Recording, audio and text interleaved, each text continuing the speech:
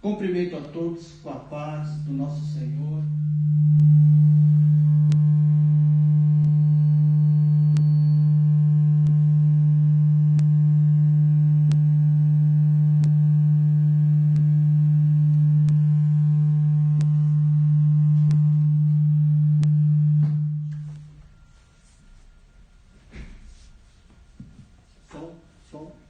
cumprimento a todos com a paz do nosso Senhor e Salvador Jesus Cristo. Amados, vamos dar início à nossa reunião nesta noite. Convidar os amados irmãos que se fazem presente para que fiquem de pé. Nós vamos fazer uma oração. E com essa oração nós estaremos dando início à nossa reunião de adoração ao nosso Deus. Porque o nosso Deus é bom e a sua misericórdia, ela dura para sempre. Vamos orar agradecendo a Deus por mais esta oportunidade que Ele nos concede de estarmos na sua casa, na sua presença, para juntos adorarmos e exaltarmos o seu santo nome. Oremos ao nosso Deus. Amado e querido Deus, aqui estamos na tua casa, na tua presença nesta noite, para aprendermos um pouco mais da tua palavra. Ó Deus de amor e Deus de infinita bondade, nós queremos te pedir nesta noite que a tua mão esteja estendida sobre os teus filhos que se encontram a caminho da tua casa de oração, aqueles que nos acompanham pela rede social. Deus, dá vitória a todas as famílias. Deus, dá vitória, Pai Santo, àqueles que precisam de uma porta de emprego. Ó Deus maravilhoso e Pai Santo e eterno, nós, Pai Santo, nos reunimos nessa noite como igreja, Pai Santo, aqui na terra, para exaltarmos, glorificarmos, enaltecermos o teu santo nome. Pai de amor e Deus de poder, fica conosco, abençoa o nosso pastor Fábio Tenório, aonde ele está, Pai Santo, que a tua mão esteja com ele, guardando, livrando de todo mal e perigo. Ó Deus querido e eterno, nós pedimos a tua bênção nesta noite, agradecidos em nome de Jesus. Amém. Podeis assentar. Eu quero convidar aqui o pastor José para vir louvar ao Senhor. Nós temos alguns hinos acompanhados pela orquestra.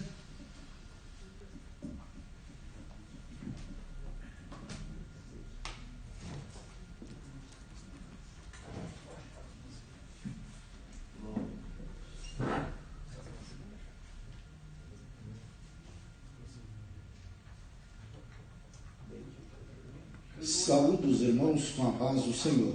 Amém. Meus amados, vamos abrir as nossas harpas e vamos louvar o Senhor com o hino de número 434.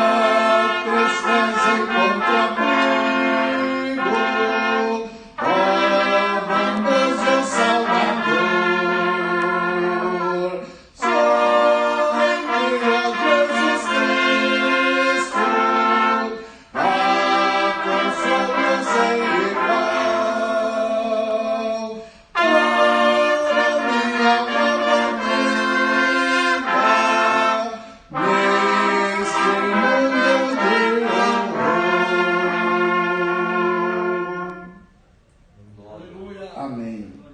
Vamos louvar o Senhor com o hino de número 187.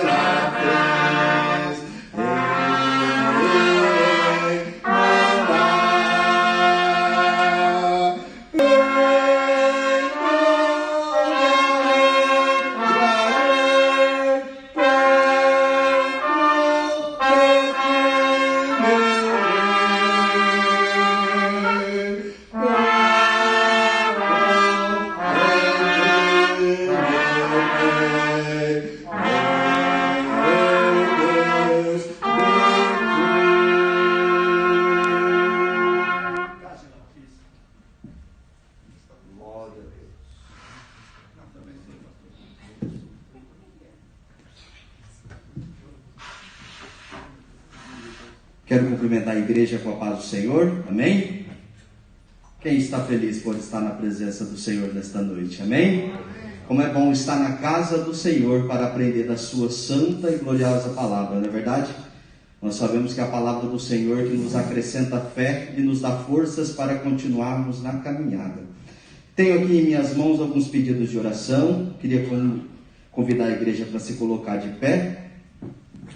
é o nascimento, igreja, do Leonardo, filho do presbítero Flávio e da irmã Aline, e também o Davi, filho do presbítero Alexandre e da irmã Cágila. Amém, meus irmãos? E também o pastor Chaves pede oração, meus irmãos, para que o Senhor venha confortar que a sua irmã Maria faleceu. Amém, meus irmãos? Então vamos apresentar. Quem mais necessita de oração nesta noite?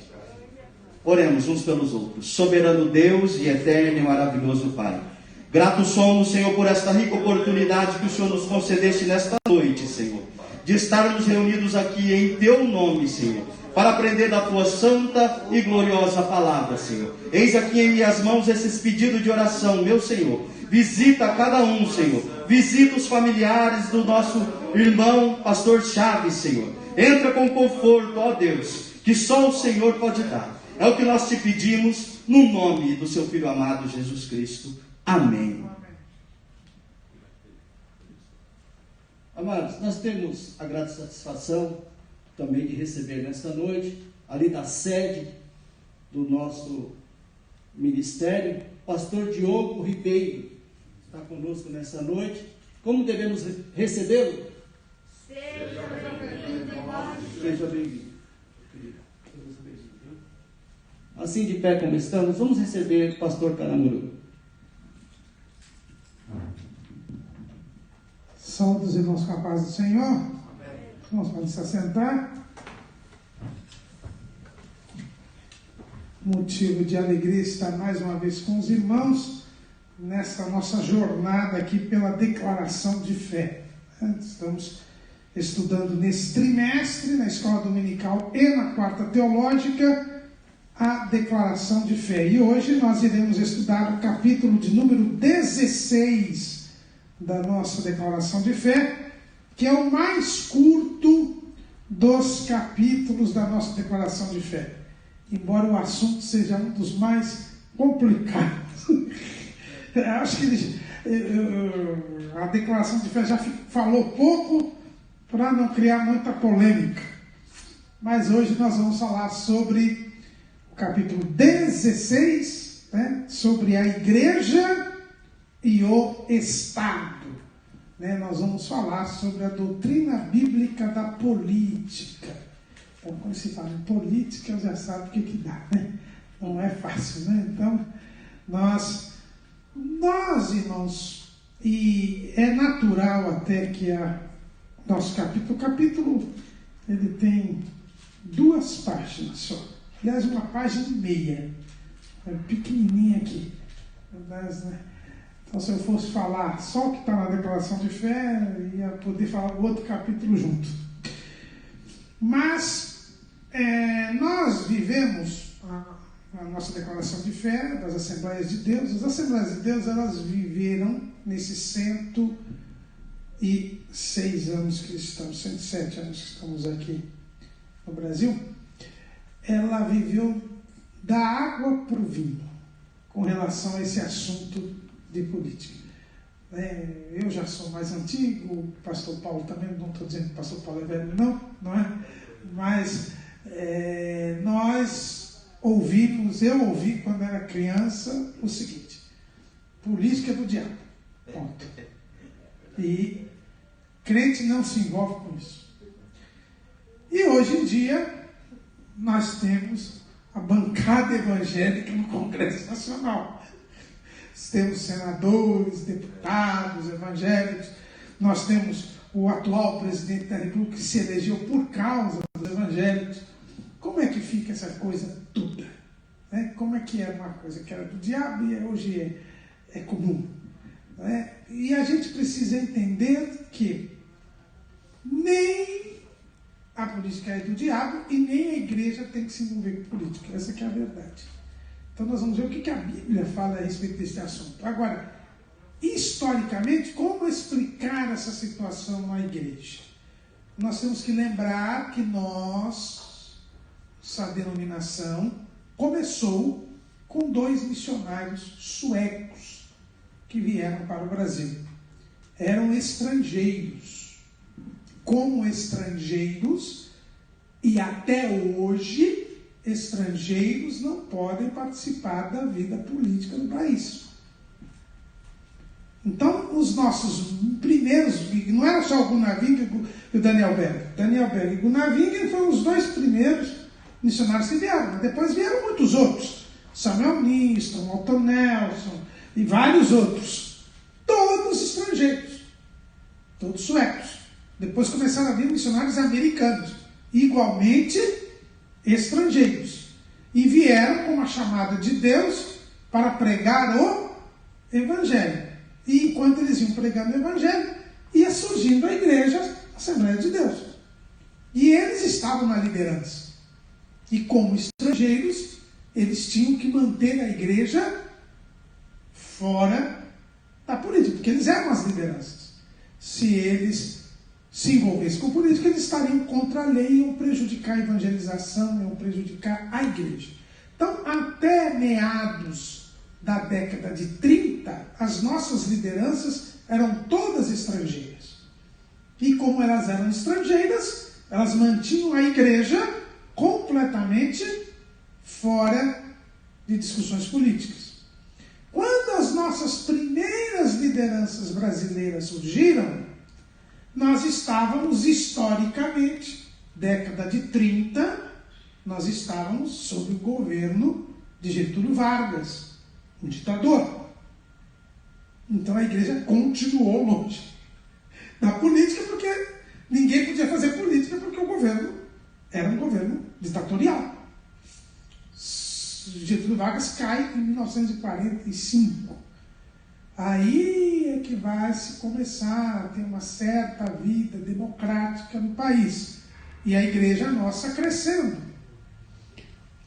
Quando a igreja começa a crescer grandemente, e o grande crescimento que nós vamos ter da Assembleia de Deus é na década de 50, 60, 70, nós entramos noutro regime ditatorial, que foi o regime militar. Então também a igreja se manteve longe da política, porque havia um regime militar. Quando vem a Constituinte, em 1988, com a volta à democracia, com a eleição de Tancredo Neves em 85, e logo depois vem a Assembleia Nacional Constituinte, aí que nós vemos o grande problema que tivemos. Por quê? Porque se fazer uma nova Constituição, os crentes, os evangélicos já eram uma boa porcentagem, na época 15% da população brasileira, e nós não tínhamos representantes na Assembleia Nacional Constituinte. Eu lembro que os evangélicos na Assembleia Nacional Constituinte eram em torno de 10 a 15 os constituintes. Então, quando foi feita a Constituição, nós não tínhamos voz. E começou a acontecer algumas coisas no país, com a volta da democracia e tudo mais, e a igreja não tinha representatividade. Aí que se viu a necessidade, já que o regime era democrático, já que as coisas iriam ser resolvidas no Congresso Nacional, as leis iam ser aprovadas lá, aí se viu a necessidade que a igreja tinha de ter voz no parlamento, para poder aprovar leis ou impedir que leis viessem a prejudicar os valores cristãos e a igreja. E logo em seguida nós tivemos uma sequência de governos que todos nós sabemos que são de ideologias contrárias ao Evangelho. E aí aí que a igreja acordou para a necessidade de ter representação, tendo em vista que, com as mudanças políticas no país, as decisões são tomadas no Congresso Nacional.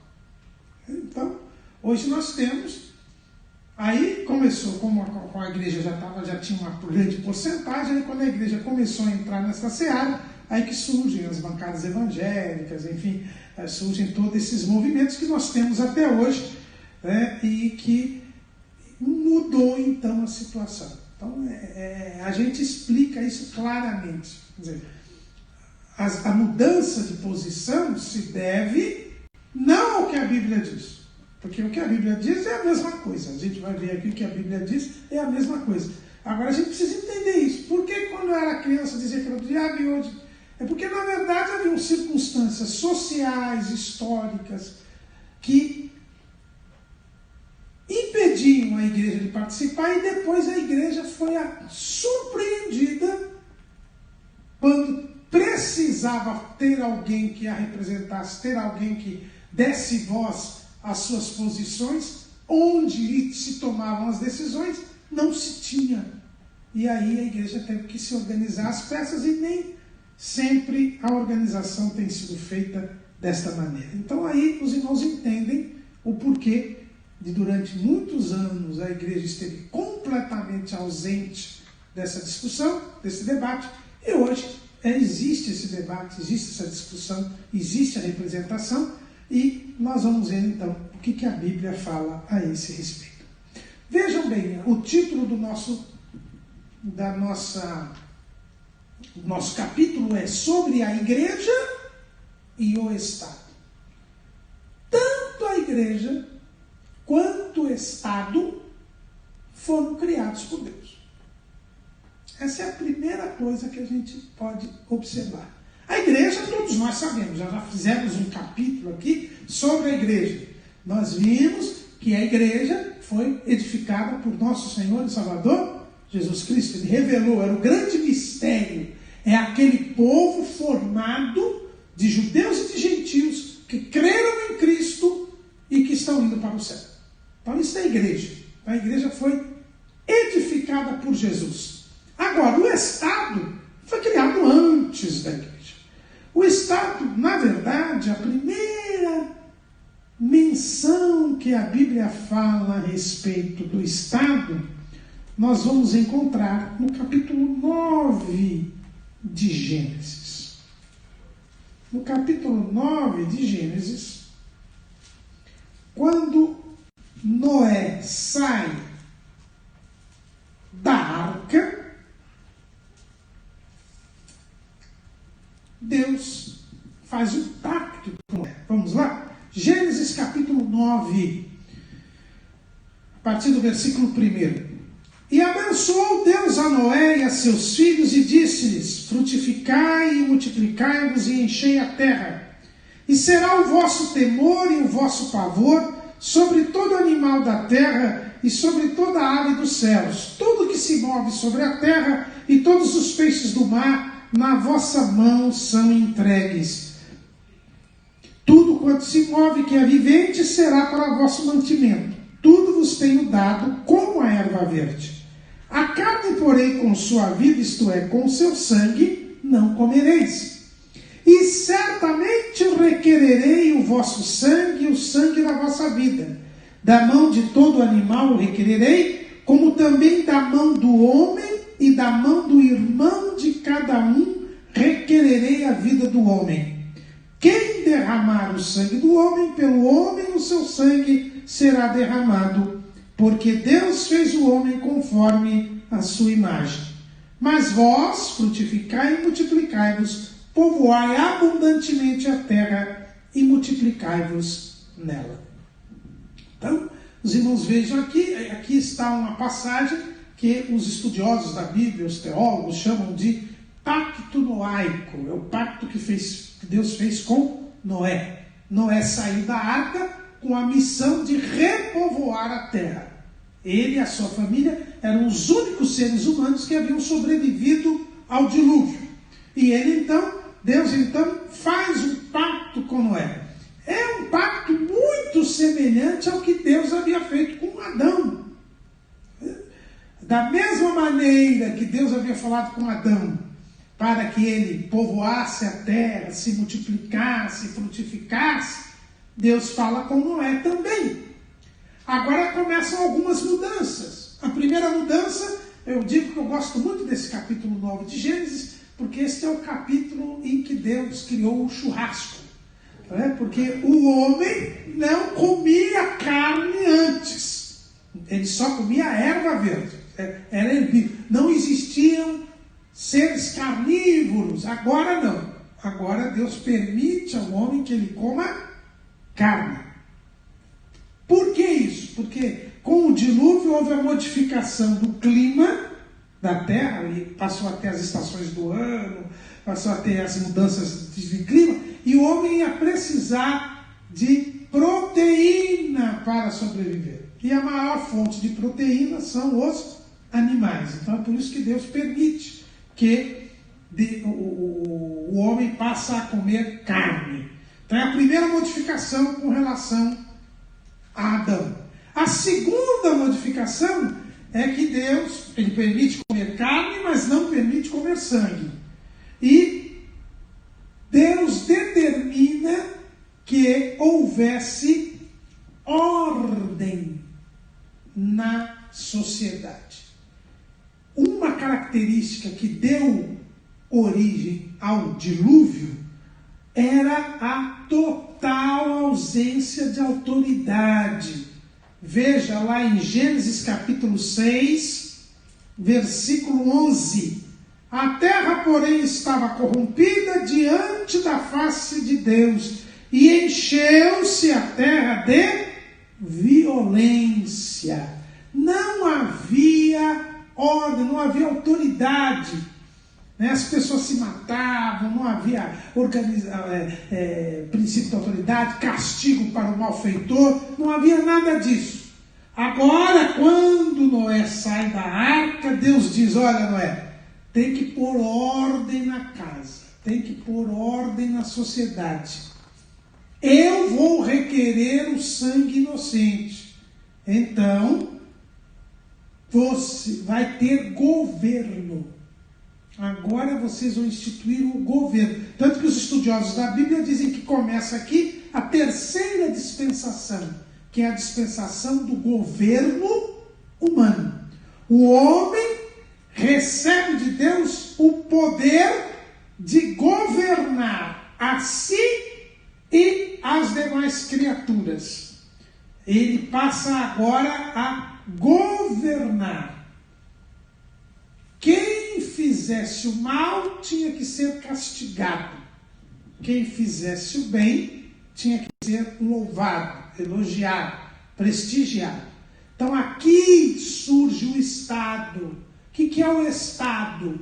O Estado é justamente a sociedade organizada em termos de poder.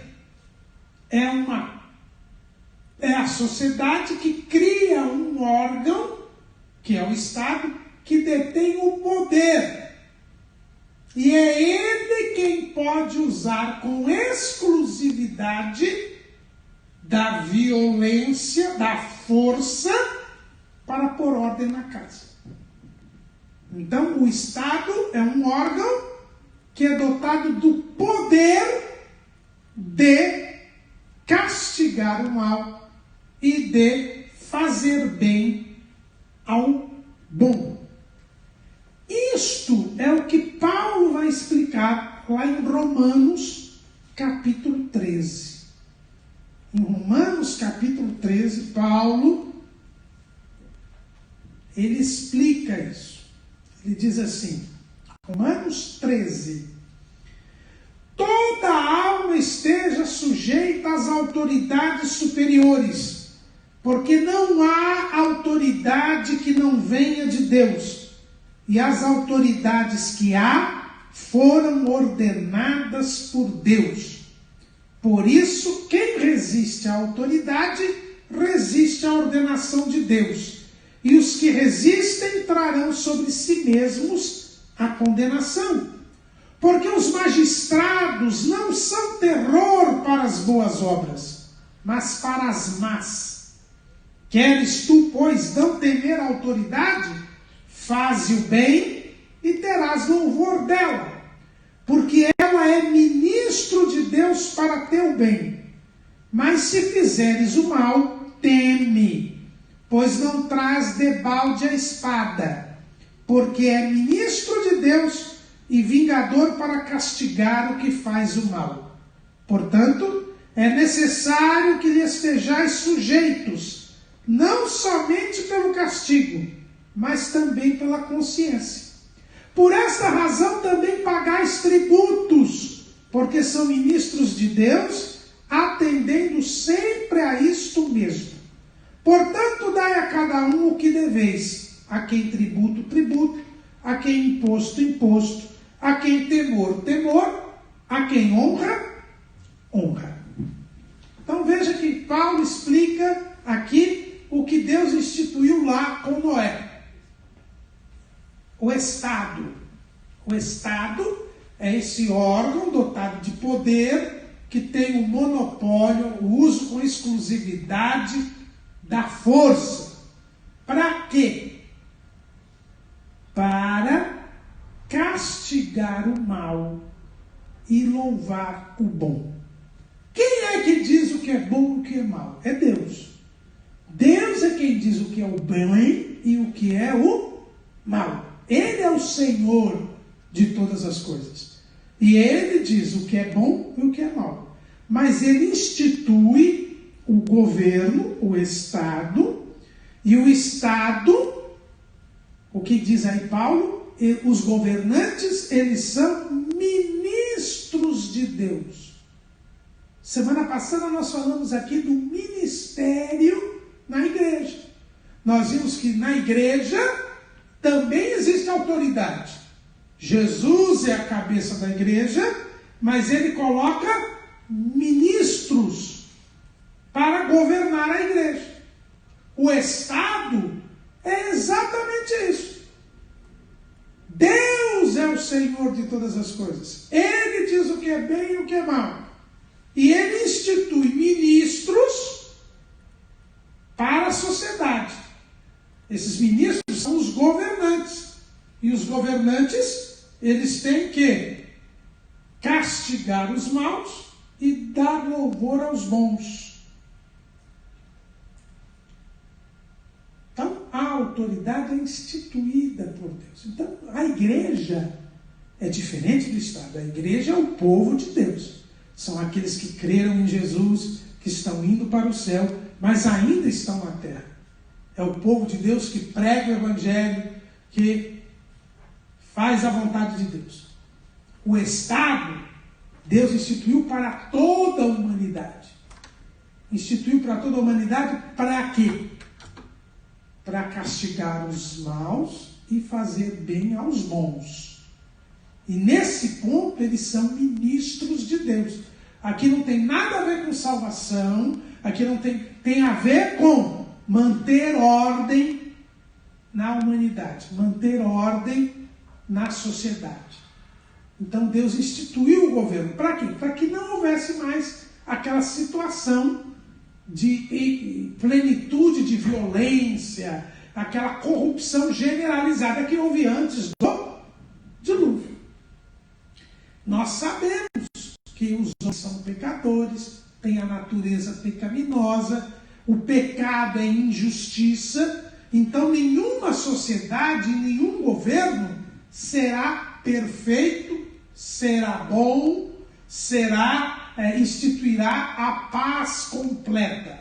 Isso é impossível. Isso só vai acontecer no reino milenial de Cristo. Quando Jesus vier e Ele mesmo governar o mundo, aí sim nós vamos ter um governo de justiça e de paz perfeitos. Por enquanto não. Por enquanto nós temos governos imperfeitos, governos injustos, mas o governo é uma necessidade. Se há governo e a coisa está ruim, sem governo a coisa seria pior. Porque o governo foi instituído por Deus. Então a primeira coisa que a gente aprende é que o Estado foi criado por Deus. Os governos foram criados por Deus. Por isso, uma ideologia, uma doutrina política chamada anarquismo nunca pode ser acolhida pela igreja.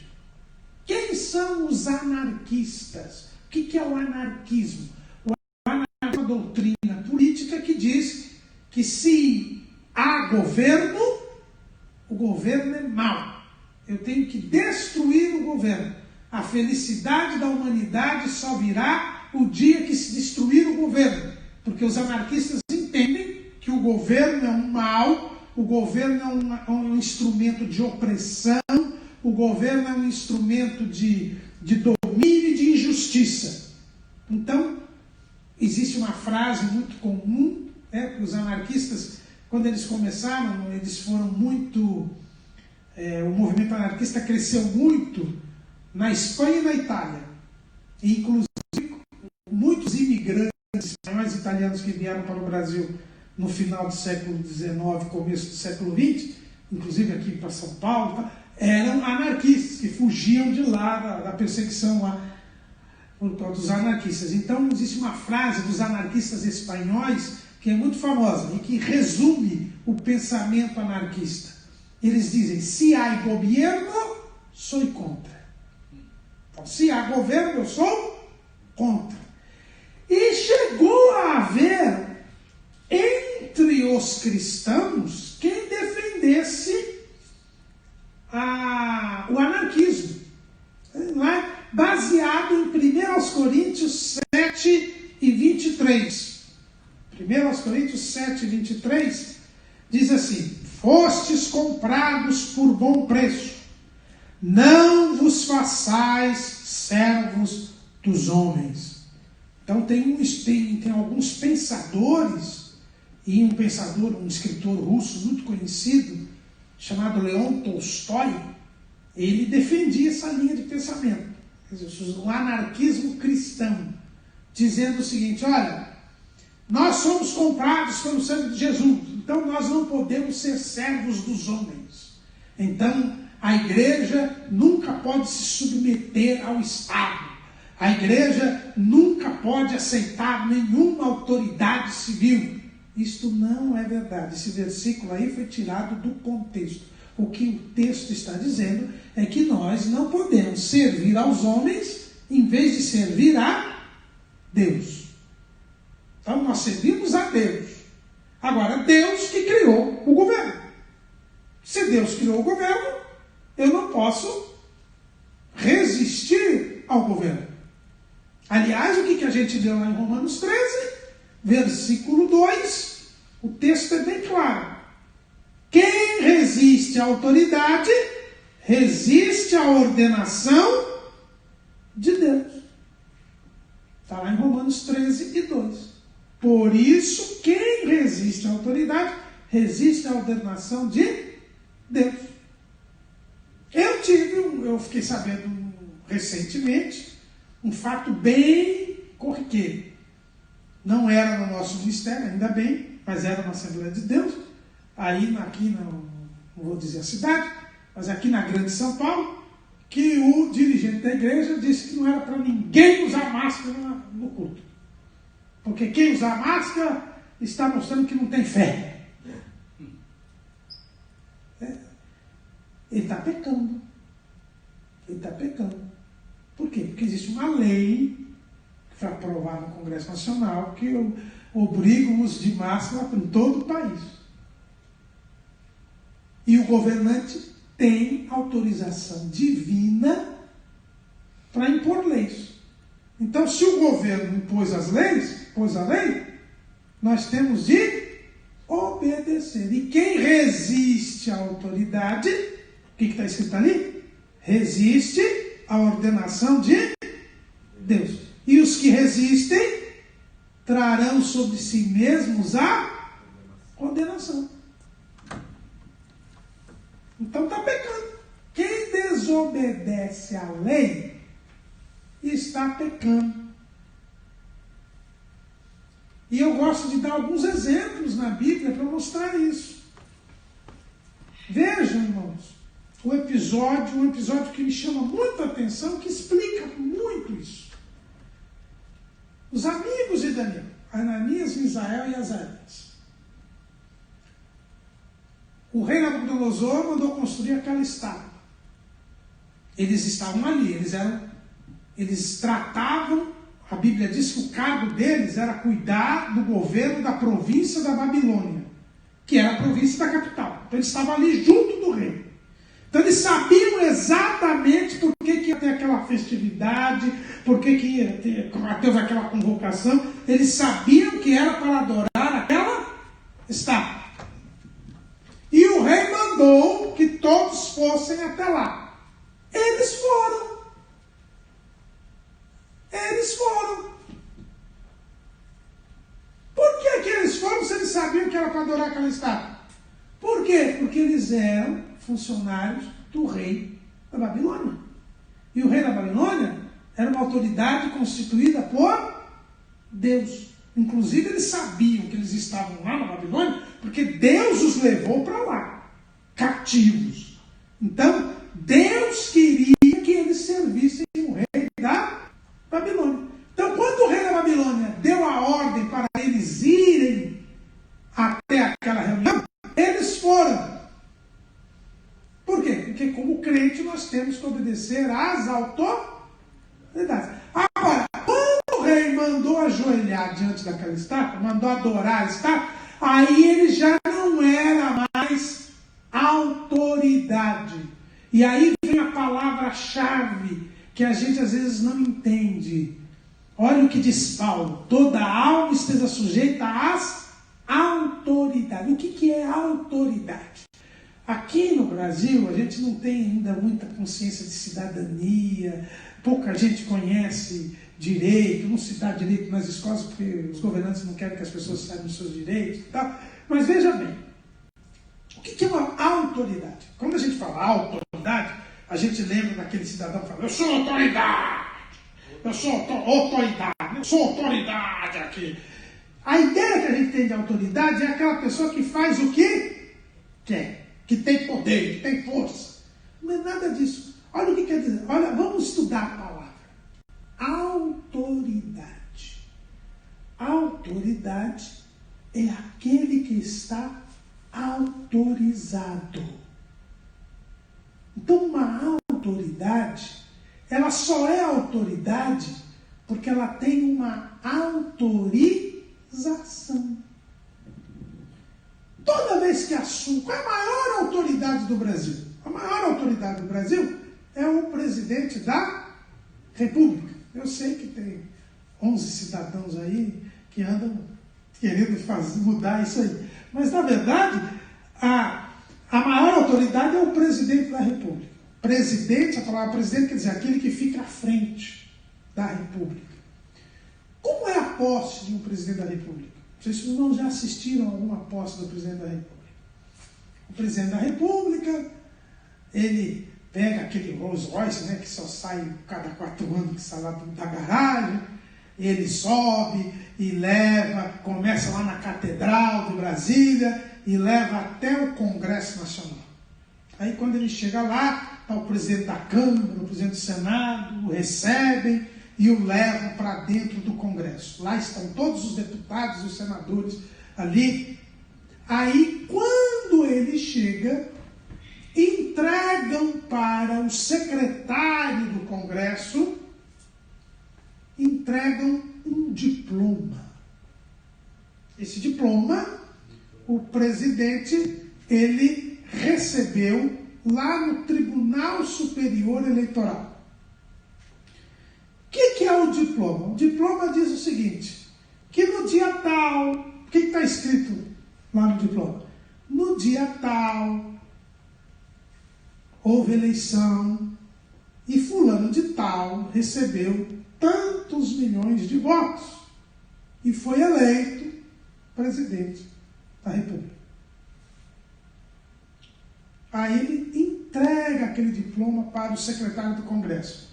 Aí o secretário do Congresso lê o diploma e depois que ele lê o diploma, o presidente eleito, que aí é o presidente eleito ainda, ele não é presidente, aí ele é convidado a jurar a Constituição e aí ele toma posse. Por que existe essa história do diploma? Porque, na verdade, a Constituição diz que todo o poder emana do povo e em seu nome é exercido. Então, o povo votou naquela pessoa. Então, o povo autorizou aquela pessoa a exercer o cargo de presidente da República. Então, ele entrega o diploma no Congresso para dizer: o povo me autorizou Por isso que ele é uma autoridade, porque ele tem uma autorização. Aí, como o povo autorizou, aí ele jura a Constituição. Ou seja, o povo deu autorização para ele, mas nos limites da Constituição. Então ele fica falando, olha, eu sei o que está aqui na Constituição, e eu vou cumprir a Constituição e respeitar as leis.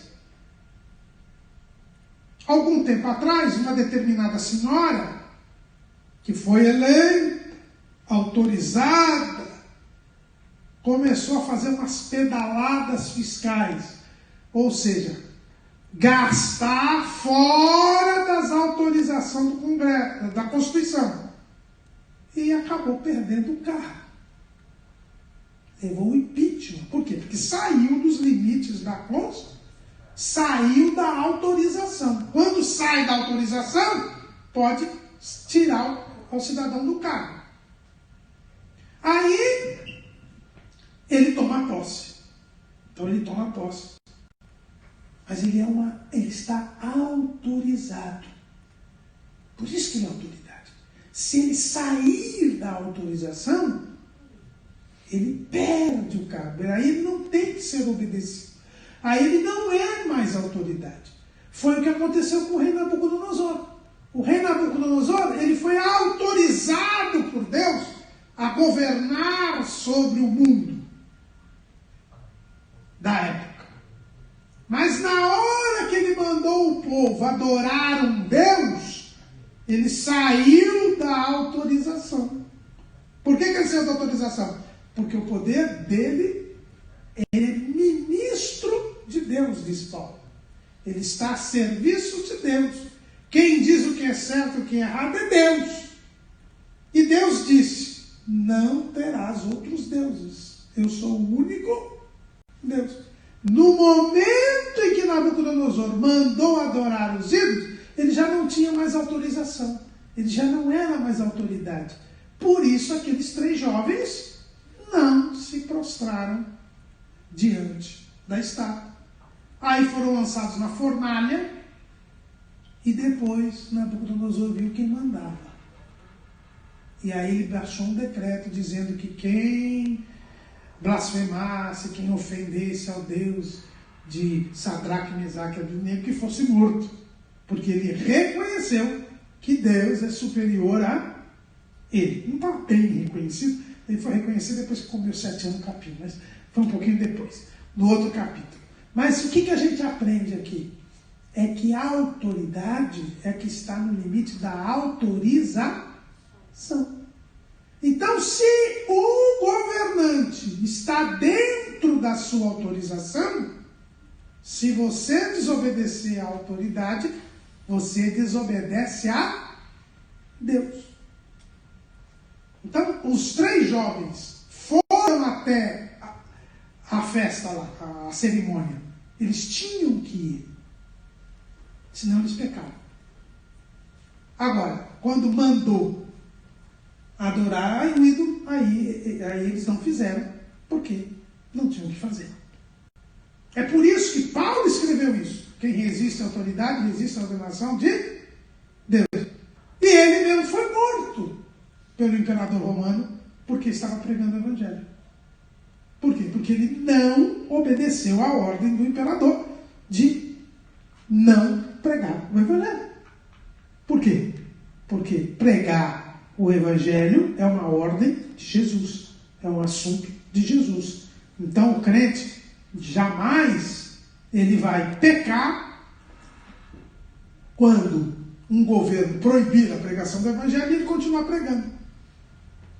Foi o que Pedro e os apóstolos falaram para o Sinédrio. O Sinédrio era a maior autoridade judaica da época. Vamos lá, em Atos dos Apóstolos, até aqui na nossa declaração de fé, 5:29. 5:29. Eu vou ler só para os irmãos ouvirem bem, 28 também. Não vos vos admoestamos nós expressamente que não ensinasseis nesse nome? E eis que enchestes Jerusalém dessa vossa doutrina e quereis lançar sobre nós o sangue desse homem. Porém, respondendo Pedro e os apóstolos, disseram: mais importa obedecer a Deus do que aos homens. Veja que o Sinédrio tinha dito para os discípulos não pregarem o evangelho em Jerusalém, que eles estavam proibidos de pregar o evangelho. Só que o Sinédrio não tinha autoridade para isso. Eles eram a autoridade judaica, a maior autoridade judaica. Aqueles 70, o Sinédrio era um grupo de 70 doutores da lei, presididos pelo sumo sacerdote. Era o Sinédrio, que era o último tribunal judaico, que era o executivo judaico, era o legislativo judaico. Mas eles se sobrepuseram à ordem de Jesus. E Jesus mandou pregar o evangelho. Deus quer que se pregue o evangelho. Então, nenhuma autoridade humana, se ela é ministra de Deus, ela pode contrariar o que Deus determina. Então, o Estado existe, é criado por Deus, e nós devemos ser obedientes a Ele. Então, existem grupos religiosos, por exemplo, que dizem assim: olha, não pode se alistar. Quando tem um alistamento militar, não. Nós somos crentes, somos da paz, pacificadores, não podemos servir às Forças Armadas. Errado, porque a autoridade que Deus dá ao Estado tem a ver também com a defesa e com a segurança do país. Então, se nós somos convocados a nos alistarmos, nós temos de nos alistar. E quando você não se alista, você peca. Eu não vou votar em ninguém, só tem político corrupto. Está errado. Por quê? Porque quando a lei diz que o voto é obrigatório, então eu tenho que votar. Se eu não, por algum motivo, não posso votar, tenho que justificar o voto. E o crente tem que cumprir isso. Por quê? Porque é a lei, está dentro da lei. Irmãos, vamos aqui, Deus me deu uma revelação, esse terreno aqui nós vamos construir uma igreja. Então vamos construir uma igreja. Aí o pessoal começa a construir igreja sem alvará, sem nada. Aí vem a prefeitura e embarga a obra. E aí eu já ouvi muito disso. Irmãos, vamos orar, vamos fazer uma campanha de oração em jejum, porque o diabo se levantou contra a obra de Deus. E o diabo não se levantou nada. O que está acontecendo, irmãos, é o que Romanos 13:2 diz. Quem resiste à autoridade, resiste à ordenação de Deus, e os que resistem trarão sobre si mesmos a condenação. Não fez a coisa de acordo com a lei. E Deus autoriza o governo a estabelecer normas para a construção de igreja. Autoriza, isso faz parte da organização da cidade. As construções têm que obedecer critérios e tudo. Está dentro do que Deus estabelece para o governo, para o Estado. E se eu não cumpro, eu sofrerei sobre mim mesmo a condenação. Não tem como. Não tem. Eu lembro, eu tive uma... essa moça era de outra denominação, não era da Assembleia de Deus. Mas eu me lembro, ela estava casada e o marido quis largar dela e tal. E ela era funcionária do fórum. E marquei a audiência e tal. E ela estava lá no cartório, disse: eu não vou porque o divórcio é contra a vontade de Deus, então eu não vou. Aí chegaram para mim e falaram: fulana disse que não vai vir. Eu falei: como que não vai vir? Ela foi intimada. E ela é funcionária da justiça. Como é? eu vou ter que trazer ela na força. Aí eu mandei chamar. Aí ela veio no meu gabinete. No gabinete eu vou, vamos no gabinete. Aí eu cheguei para ela e falei, mano, não, o senhor sabe que Deus não quer o divórcio, Deus odeia o divórcio. Eu falei, a senhora não está querendo nem é obrigada a querer. Agora, a senhora é obrigada a ir na audiência. Na audiência a senhora fala que não vai divorciar, que não aceita divorciar, que não assina nada, mas na audiência a senhora vai ter que ir. Como é que fica Romanos 13:2? E a senhora sendo funcionária da justiça. Ai, eu não tinha pensado nisso. Então são coisas, irmãos, que não pode. Não pode. Tem muito erro nisso aí. Você está pecando. É o que a Bíblia diz. Quem existe a autoridade, existe a ordenação de Deus. Quem só nega imposto. O texto aqui fala assim: a quem tributo, tributo.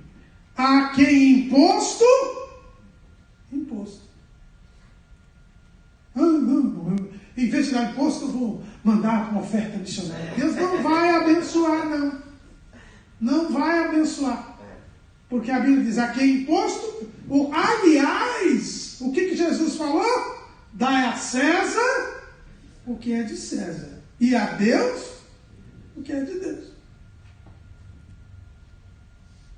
Crente que só nega imposto está pecando. Mas a carga tributária do Brasil é extremamente injusta, é a maior carga tributária do mundo. Concordo. Vamos brigar para diminuir a carga tributária. Mas não só negar. Não podemos infringir a lei. Porque quem resiste à autoridade resiste à ordenação de Deus. Agora, foi o que eu disse. Enquanto ela for autoridade. Se amanhã fecharem as igrejas e proibir fazer culto, isso já não é mais, eles já não estão na autoridade. Aí não estão na autoridade. Então, nós tivemos agora na pandemia uma série de abusos em muitos lugares. Gente que estava lá fazendo culto online, que a polícia entrou para fechar, e isso é abuso. E a pessoa não tinha que se submeter a isso, não. Eu lembro que teve até um bispo anglicano lá em Poços de Caldas. Eu gostei do que ele fez. Ele estava fazendo a live dele lá, tal, aí chegou os funcionários da prefeitura, tal. Além de tudo, eram uns funcionários burros, desculpa a expressão, mas era burro. Porque ele falou assim, eu estou filmando vocês aqui, e eles ainda querendo mostrar. Ainda não estava na época da máscara, então tá. Aí ele falou, vai filmando aí, mostra aqui, só eu estou sozinho, olha aqui, tem um artigo da Constituição, vocês estão violando e tal. E eles começaram a ficar nervosos, tal, pode querer me bater, pode vir, mas eu não pode me cultuar e tal, não sei o que. Aí eles correram lá, passou uma viatura da polícia, eles correram lá, chamaram uma viatura da polícia, e a polícia veio nada, porque sabia que eles estavam cometendo uma arbitrariedade. Então, aí sim, o bispo lá fez certinho. Ele falou, olha, eu estou com a porta fechada, não estou fazendo o culto que o decreto do prefeito não deixou, mas eu posso fazer um online. Isso aqui está dentro da liberdade de culto, ele não pode proibir. Então, ele fez certinho. É assim que nós temos que fazer. Agora, quando está dentro da norma, tudo direitinho, não tem o que ser feito. Quem resiste à ordenação, à autoridade, resiste à ordenação de Deus. Quando a autoridade sai, e logo no começo ali, o bisneto de Noé, Nimrod, que era rei entre eles, naquela comunidade única, ele já se rebelou contra Deus. É o episódio da Torre de Babel. E aí, desde Nimrod, nós vamos ter um sistema de poder rebelde contra Deus.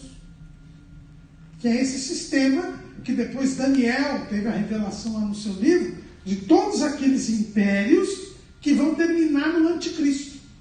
Então existe um sistema de poder que é rebelde contra Deus. que começa lá com Nimrod e vai terminar com o anticristo. E esse sistema, esse poder político rebelde contra Deus, que estabeleceu a idolatria, que os reis se faziam deuses, os governantes se faziam deuses. Faraó, a gente tem vários exemplos na Bíblia. Faraó se dizia um deus, César se dizia um deus. Qual é o nome do primeiro imperador romano? O nome do primeiro imperador romano era Otávio. Mas quando ele assumiu o império, ele se colocou o nome, pegou o nome do tio, o tio dele era o Júlio César, então ele colocou César Augusto. E a Bíblia fala que Jesus nasceu no tempo de César Augusto. O que quer dizer a palavra Augusto em latim? Quer dizer, que é a língua dos romanos, quer dizer divino. Ele se fez Deus. Por que a igreja foi perseguida pelo Império Romano? Porque os crentes não aceitavam cultuar o imperador. Todos os outros povos, com as suas religiões, eles tinham os seus deuses e também cultuavam o imperador. Mas o crente não podia cultuar o imperador, porque só existe um único Deus. Foi por isso que os primeiros cristãos foram lançados aos leões, lá no Coliseu, foram mortos, crucificados, queimados. Por quê? Porque eles não adoravam o imperador. Porque o imperador queria ser adorado. E isso estava fora da autoridade. Então, nós temos que entender que o poder político, ele é criado por Deus. Nós temos que nos submeter a ele, mas mais importa obedecer a Deus do que aos homens. Então, nós somos sujeitos às autoridades. O crente não é anarquista. O crente não é contra o governo. Agora, nós sabemos que a obediência é feita dentro dos limites. A partir do momento que a autoridade sair dos limites estabelecidos por Deus, aí nós temos que obedecer a Deus. Então, esse é o segundo ponto que eu gostaria de ter com os irmãos. Um outro ponto importante diz respeito a nós termos a participação política da igreja. Né? Política tem a ver com poder. Então a gente precisa entender isso. Quando a gente fala de política, normalmente a gente só pensa em eleição e candidato. Né? Em eleição e candidato. Campanha eleitoral. Daqui a pouquinho vai começar mais uma campanha eleitoral. No Brasil tem eleição a cada 2 anos. Só em Brasília que é só a cada 4. Mas política tem a ver com poder. Quando Deus instituiu o Estado, Paulo diz, para castigar o mal e elogiar o bem. Então, isso é política. Tá? Então, tudo que envolve poder é política. Então, a igreja, ela está no mundo, nós somos crentes, estamos na sociedade, então nós vivemos tomando decisões e participando da tomada de decisões. Então isso é política. Então a igreja, ela tem que participar politicamente? Sim. A Bíblia diz que nós somos o sal da terra e a luz do mundo. Ou seja, quem é que ilumina a sociedade aqui na terra? Uma sociedade. É a igreja. Porque ela é a luz do mundo. Quem é que evita a degeneração da convivência humana? Quem é que evita o estrago, a podridão moral, a imoralidade, a corrupção, o desrespeito ao ser humano? Quem é? É a igreja. Porque ela é o sal da terra. Assim como o sal conserva os alimentos, a igreja conserva a convivência. Então a igreja tem de ter uma participação política. Agora, qual é a participação política que a igreja deve ter? Ela tem que promover o bem e denunciar e combater o mal. É isso que a igreja deve fazer. Então, tudo que é bom na sociedade, a igreja deve ajudar, deve auxiliar, deve promover. Tudo que é ruim na sociedade, a igreja deve combater, deve denunciar, deve ir contra. Esse é o papel da igreja. E, infelizmente, muitas vezes, e aqui no Brasil, dizem as estatísticas, eu não acredito muito nelas, porque junta um monte de gente considerando crente que não é crente, mas dizem as estatísticas que hoje nós somos 20 a 22% da população. Então, se nós somos 20 a 22% da população, nós precisamos ter uma voz, quase um quarto da população, nós temos que ter uma voz e nós temos que promover o bem e combater e denunciar o mal. E isso, infelizmente, nós não fazemos. Ainda estamos muito aquém. Muito aquém. A igreja não percebeu o poder que ela tem de influenciar decisões. E isso é poder político, isso é participação política. É influenciar a tomada de decisões. Nós tivemos, essa semana passada, uma decisão importantíssima no Tribunal Superior Eleitoral e a igreja não se movimentou para isso. Quer dizer, teve um grupo que orou e graças a Deus que Deus teve misericórdia de nós. Mas houve uma proposta do ministro Edson Fachin que ia simplesmente abrir uma porta para caçar todo e qualquer candidato cristão que fosse eleito. Porque ele queria criar um tal de abuso de poder religioso. E esse abuso de poder religioso ia abrir uma brecha para qualquer, agora na próxima eleição, qualquer prefeito ou vereador crente que fosse eleito, alguém depois ia chegar e falar: olha, teve uma reunião tal dia na igreja tal em que o pastor pediu para votar em tal pessoa. Então isso é abuso de poder religioso. Ia poder caçar. Simplesmente assim. Então quem fosse eleito seria caçado. Que é a forma que eles estão tendo para tentar impedir. Na verdade, eles iam colocar agora nessa eleição, mas visando a próxima. Por quê? Porque tem muita gente querendo aprovar aborto, querendo consolidar a ideologia de gênero, querendo aprovar a eutanásia, querendo todas as coisas que não se consegue aprovar no Congresso Nacional. Por quê? Porque existe uma bancada de crentes e de católicos ali que não permitem a votação dessas matérias. E eles não colocam em votação porque sabem que se colocar em votação perde. Então eles querem modificar uma série de coisas aqui no Brasil, todas coisas contrárias à palavra de Deus, mas não conseguem. Por quê? Porque tem lá aqueles 100 e poucos deputados, senadores, que atrapalham. Por quê? Porque na democracia, quem tem voto ganha. Por isso que eles batem muitas vezes na porta do Supremo Tribunal Federal, porque lá não precisa de voto. Então, a igreja fica muito calada nesses aspectos. Então a gente, às vezes ou outra,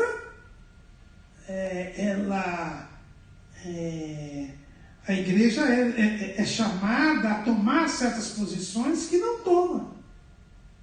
Então nós temos que tomar muito cuidado, e entender que a igreja é papel. Eu conheci um pastor presbiteriano lá na cidade que eu fui juiz, 8 anos, Iguape. Era o pastor Oswandi. Eu considerei ele sempre um exemplo nesse assunto de participação política. A igreja presbiteriana lá em Iguape fica do lado do Paço Municipal, ou seja, do lado da prefeitura. E o que esse pastor, ele foi pastor há alguns anos lá, o que ele fazia? No primeiro dia que o prefeito, ele tomava posse um dia, no primeiro dia que ele ia trabalhar lá no porque o primeiro dia é só festa, né? No primeiro dia que ele ia trabalhar, ele ficava lá desde as 6 da manhã esperando o prefeito chegar. Ele estava lá na igreja. Aí o prefeito chegava, ele falava: prefeito, hoje é o primeiro dia que o senhor vai trabalhar, o senhor autoriza que eu faça uma oração agora no seu gabinete? Quem vai ser contra? Ninguém. Aí o prefeito chamava o pastor, ele ia lá, fazia uma oração, pedia a bênção de Deus sobre o prefeito, tudo, e ele dizia: prefeito, eu estou aqui do lado. O dia que o senhor tiver alguma dúvida sobre o que a palavra de Deus diz sobre um assunto que o senhor precisa decidir, se o senhor quiser saber, o senhor me chama. Eu venho aqui, eu digo o que a palavra de Deus fala sobre isso, para ajudar o senhor a decidir. E durante 3 prefeitos que governaram lá, durante o tempo que ele estava lá, sempre, às vezes, o prefeito estava com alguma dúvida, chamava esse pastor para ir lá. E ele orientava o prefeito à luz da palavra de Deus. Ele não fazia campanha para ninguém, não era candidato, não, o papel dele não é esse. O papel dele era orientar o governo quanto ao que a Bíblia fala sobre esse assunto, sobre esse assunto, sobre esse assunto, sobre aquilo. É isso que a igreja precisa fazer. É para isso que ela está aqui. Mostrar a autoridade. Olha, isso que o senhor vai fazer é contra a palavra de Deus. O senhor não pode fazer isso. Isso ofende a Deus. Ou então, faça isso sim. Isso está correto. Essa é a participação política que a igreja precisa fazer. E nós devíamos ter mais atuação nessa área. Essa é a verdadeira política que a igreja tem que fazer. Não é apoiar A, apoiar B, entrar na briga eleitoral, não. A igreja, ela tem que pensar alto. Ela está aqui para defender o bem e combater o mal. Que é exatamente o papel que o Estado tem que fazer. E ela tem que orientar as pessoas nesse sentido. Eu me lembro, quando eu fui juiz em Iguape, uma das características de Iguape era a eleição em Iguape ser muito violenta. As pessoas diziam, quando morria 10, a eleição foi tranquila. Morria mais de 30, a eleição foi difícil. Eu, no ano da eleição, a primeira eleição que eu fui enfrentar lá, eu recebi a visita de um desembargador, que depois foi vice-presidente do tribunal, aqui em São Paulo, e ele olhou para mim, com a experiência dele, de anos de magistratura, virou para mim e falou: Caramuru, se puder, saia daqui antes da eleição. A eleição aqui em Iguape é terrível. Eu lembro que ele até contou que tentaram matar até a mulher dele. E ela não morreu porque Deus não quis mesmo. Porque ela entrou no carro, tinha um posto explosivo no carro, ela ligou o carro e tinha esquecido, aí foi Deus que livrou, né? Tinha esquecido um documento, saiu do carro, no que ela saiu do carro para pegar o documento, o carro explodiu. Então, e eu não consegui sair. Eu até tentei sair, mas não consegui. Então, o que eu fiz? Aí, diante dessa situação, eu mandei um ofício para cada igreja, pedindo oração, para a gente não ter nenhuma morte, nenhum derramamento de sangue. E como era um ofício do juiz, aí todo mundo foi orar, né? Tudo que eu fiquei sabendo que tinha reunião de oração, todo mundo ficou com medo de eu prender ou fazer qualquer coisa, todo mundo foi orar. E foi o resultado. O resultado foi que não houve uma morte sequer. Aliás, não houve nenhum ferimento. Porque a nossa oração foi para que não houvesse derramamento de sangue. E Deus honrou a nossa fé. O diabo ficou bravo, porque quando acabou a eleição, eu fiz a apuração, a minha comarca tinha 2 cidades, né, de eleição municipal, então eu fiz primeiro a eleição da Ilha Cumprida e fui dormir para depois no outro dia começar, que ainda era manual, né, o voto, escrito, e de papel, voto de papel ainda. Aí eu fui dormir um pouco, e eu lembro, eu estava com outro juiz, eram 2 juízes, e a gente morava na mesma casa, aí a gente foi dormir, na hora que eu acendi a luz do quarto, e eu estava com outro juiz, irmãos, a lâmpada saiu do bocal e foi na minha direção, eu abaixei a cabeça e ela espatifou na parede. E aí o juiz, que não era crente, o meu colega, virou para mim e falou: Caramuru, faz uma oração que isso é o diabo. Os irmãos veem como são as coisas. E depois ele foi pôr a lâmpada, ele mesmo foi pôr a lâmpada, pegou a escada para subir para pôr a lâmpada, e ele falou: olha aqui, quando uma lâmpada explode, fica um negócio. Sim. Lá ela foi desrosqueada e jogada. Não tinha nada ali. Por quê? Porque era a fúria do diabo. Por quê? Porque a igreja orou e Deus abençoou. Então é isso que a igreja precisava entender. É muito triste. E é uma coisa que não bate. A gente vê o país que tem esse crescimento na igreja, 22%, conversões, salvação de almas, batismos com o Espírito Santo, ser o país do maior caso de corrupção da história da humanidade, de todos os tempos, que é o petróleo. Aí vai dar Lava Jato. Como é possível isso? Então nós temos que tomar cuidado com isso.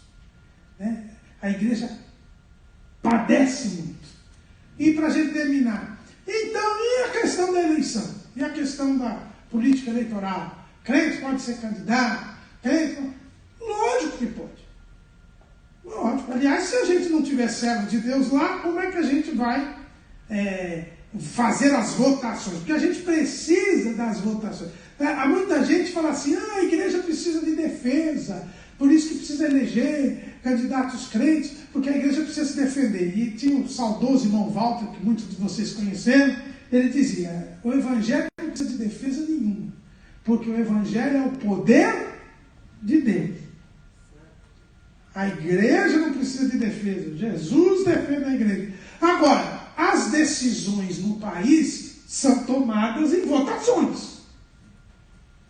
E para ter votação, a gente precisa ter gente lá. Quer dizer, as decisões na sociedade dependem de pessoas que estão lá no Congresso. Porque lá, na democracia, é assim. É o Congresso que resolve. O presidente não pode muito. E a gente está começando a ver que não é a verdade disso. Então, você tem que ter gente lá. E vai ter gente o quê? Gente que seja salva. Gente que sirva a Deus. Seja fiel a Deus. Então, nós precisamos de pessoas assim. Então, é preciso haver. Agora, temos um problema. Temos que ter pessoas que são vocacionadas para isso. E aí nós temos o último problema que eu falo aqui, que é pessoas que têm chamada ministerial e que vão para essa área. Eu tenho aí muitas dificuldades. Nossa declaração de fé, propositadamente, não falou sobre isso. Mas eu acho assim, Deus não se engana. Se Ele chama alguém para o ministério da palavra, para a administração da igreja, essa pessoa não é vocacionada para funções públicas, para vida eleitoral. Por quê? Porque eleição, para você participar de uma eleição, você tem que ser de um partido. E a igreja não é partido. A igreja tem que pregar o evangelho. Jesus disse: ide pregar o evangelho, ide por todo o mundo. Pregar o evangelho a toda criatura. Então, como é que eu fui chamado para pregar o evangelho, para ser um evangelista, para ser um pastor? Que eu tenho que pregar para todos e na campanha eu vou contra aquele. Aquele ali não presta. Aquele ali não presta. Aí depois eu vou pregar o evangelho para ele. Como é que eu vou pregar o evangelho? Se eu fui chamado por Deus para pregar, eu tenho que ter liberdade para pregar para todos. Então, quem chamada ministerial, e Deus não se engana, ele, se realmente tem chamada ministerial, ele não deve entrar nesta seara. Se ele não tem chamada ministerial, a chamada dele é outra, é para essa área, porque tem gente que tem chamada para isso. Tem gente que vai ter chamada para isso. Então, eu acho que nós temos que ter este cuidado. E a igreja, e quem está à frente da igreja, tem que ter o cuidado de não colocar a igreja em embates eleitorais. É o que fazia aquele pastor que eu disse. Ele era muito influente. Ele fazia muito bem a cidade. E por isso mesmo, ele não se envolvia nos embates eleitorais. Que Deus nos abençoe. Amém.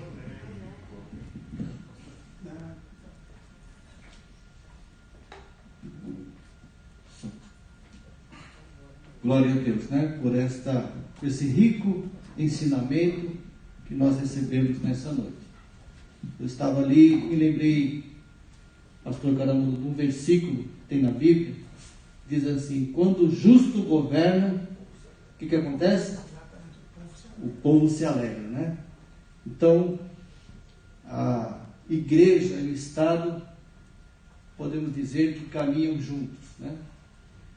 E a igreja tem um papel importantíssimo nas decisões das leis, né? Todo aquele Estado que é constituído debaixo das leis divinas, nós entendemos que caminha bem. Amados, para que o nosso culto ele seja completo nessa noite, nós vamos recolher os dízimos e ofertas que trouxemos para a obra do Senhor. Eu quero já convidar aqui os diáconos para que estejam aqui à frente, e nós estaremos recolhendo os dízimos e ofertas que trouxemos. Convidar também o pastor José para adorar o Senhor com mais um hino, pode ser?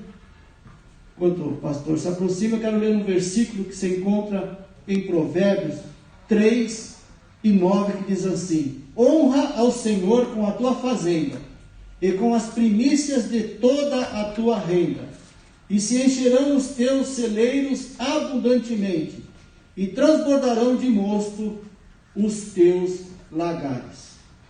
Vamos orar, pegue a sua oferta, nós vamos apresentar ao Senhor, e logo na sequência o pastor José estará adorando o Senhor com mais um hino, acompanhados pelos nossos músicos.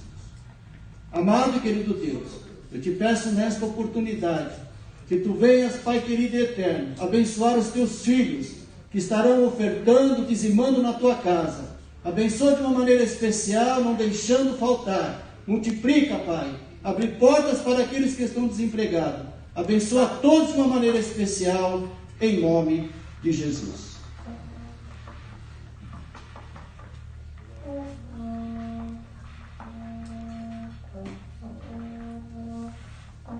Louvamos ao Senhor com o hino de número 61 da nossa harpa cristã. Glória.